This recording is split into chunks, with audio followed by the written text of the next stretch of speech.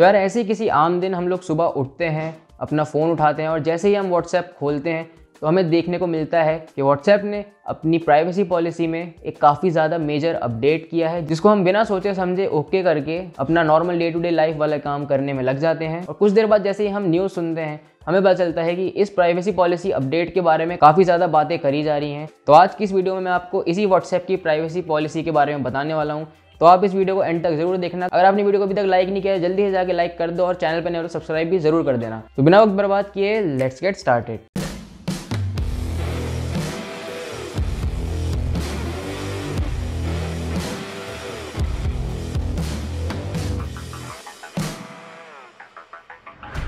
एक बहुत अच्छा कोट है यार कि if you are not paying for it then you become the product. तो यार हम ह्यूमंस की एक टेंडेंसी होती है कि जैसे ही हमें कोई फ्री की चीज़ दिखती है हम उसकी तरफ ही सीधे खींचे चले जाते हैं।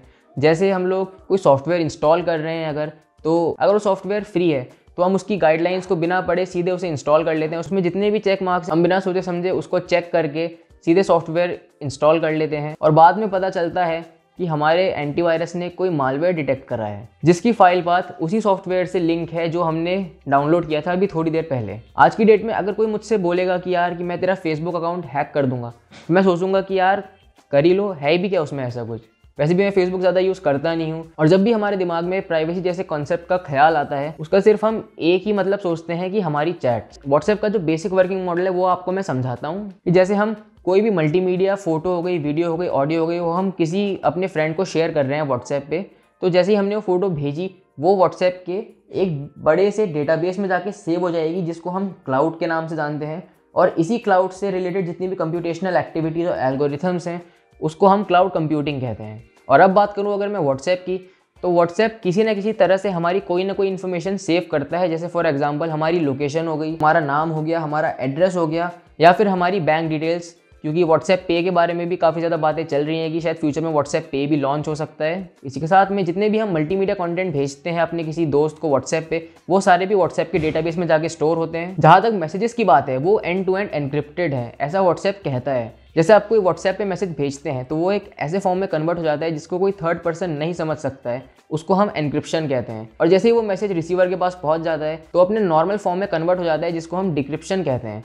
तो ये व्हाट्सएप की मैसेजेस की पॉलिसी है कि messages are end to end encrypted. अब व्हाट्सएप की जो पेरेंट कंपनी है वो है फेसबुक, जिसकी रेपुटेशन के बारे में आप सब जानते हैं, क्योंकि पिछले 2-4 साल में जिस तरह से फेसबुक में डेटा लीक के हमें न्यूज़ मिली है उस हिसाब से फेसबुक अब एक सेफ प्लेटफॉर्म नहीं रहा है। और इस प्राइवेसी अपडेट की वजह से व्हाट्सएप का जो डेटा था वो अब डायरेक्ट लिंक होगा आपके फेसबुक अकाउंट से और इससे डेटा लीक के चांसेस काफ़ी ज़्यादा बढ़ जाते हैं। जैसे कि अगर आप अभी अमेज़न पे शॉपिंग कर रहे हैं और थोड़ी देर बाद आप किसी दूसरे वेब पेज पे चले जाते हैं तो आपको उस वेब पेज पे उन्हीं प्रोडक्ट्स के एड्स दिखेंगे जो अभी थोड़ी देर पहले अमेज़न पे सर्व कर रहे थे। सेम इसी तरह फेसबुक में हमें एड्स देखने को मिलते हैं और आगे चल के हमें व्हाट्सएप पे भी सेम वही एड्स देखने को मिलें जैसा आप फेसबुक पे देख रहे हैं।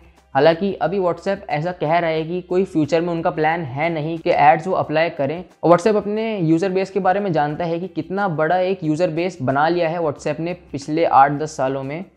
रफली एस्टिमेट अगर मैं आपको बताऊं तो पूरे वर्ल्ड वाइड व्हाट्सएप के लगभग 2 बिलियन यूज़र्स हैं और अपने इंडिया में लगभग 400 मिलियन यूज़र्स हैं। लगभग 40 करोड़ के एक्टिव यूज़र्स हैं हमारे अपनी कंट्री से। और व्हाट्सएप ये भी बहुत अच्छी तरह से जानता है कि इतनी आसानी से एक प्लेटफॉर्म को छोड़ के कोई दूसरा नया प्लेटफॉर्म अडेप्ट करना बहुत मुश्किल होता है। और एट द एंड हम लोग इंटरनेट पे ही हैं। अगर आप अभी व्हाट्सएप को चेंज करके किसी नए मैसेजिंग ऐप पे शिफ्ट हो रहे हैं और इसकी कोई गारंटी नहीं है कि सेम यही पॉलिसी वो नए ऐप भी अप्लाई कर दे कुछ टाइम बाद। तो इस पॉलिसी को लागू होने से कैसे रोका जा सकता है, ये सिर्फ और सिर्फ हमारी इंडिया की गवर्नमेंट कर सकती है कि व्हाट्सएप एक बिजनेस कंपनी है। व्हाट्सएप को इंडियन गवर्नमेंट के जो रूल्स एंड रेगुलेशंस हैं उसको फॉलो करना पड़ेगा। और अगर इंडियन गवर्नमेंट इस प्राइवेसी पॉलिसी की अपडेट को एक्सेप्ट नहीं करती है तो व्हाट्सएप को भी ये प्राइवेसी पॉलिसी इंडिया में अप्लाई नहीं करनी पड़ेगी। कुछ यूरोपियन कंट्रीज़ की गवर्नमेंट ने इस प्राइवेसी पॉलिसी को अपनाने से डिनाई कर दिया है, तो उन कंट्रीज़ के रेजिडेंट्स के ऊपर व्हाट्सएप ने प्राइवेसी पॉलिसी नहीं अप्लाई करी है। और जब भी हम गूगल या जीमेल का नाम सुनते हैं तो वो एक काफ़ी ज़्यादा ट्रस्टेबल कंपनीज है एज़ कम्पेयर टू फेसबुक, क्योंकि व्हाट्सएप की जो पेरेंट कंपनी है वो फेसबुक है।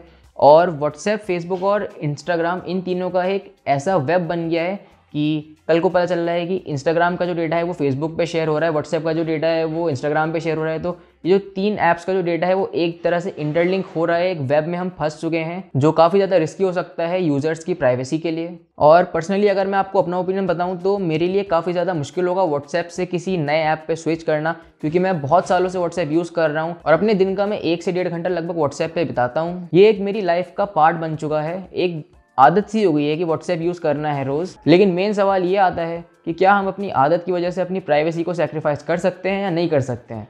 तो इसी नोट पे वीडियो को एंड करते हैं। अगर आपको ये वीडियो अच्छी लगी हो तो जल्दी से जाके लाइक और शेयर कर दो, और चैनल पर नए हो तो सब्सक्राइब भी जरूर कर देना, क्योंकि मैं आपके लिए ऐसे ही अमेजिंग कंटेंट बना के डालता रहूँगा। मैं मिलता हूँ आपसे अगली वीडियो में, तब तक के लिए गुड बाय।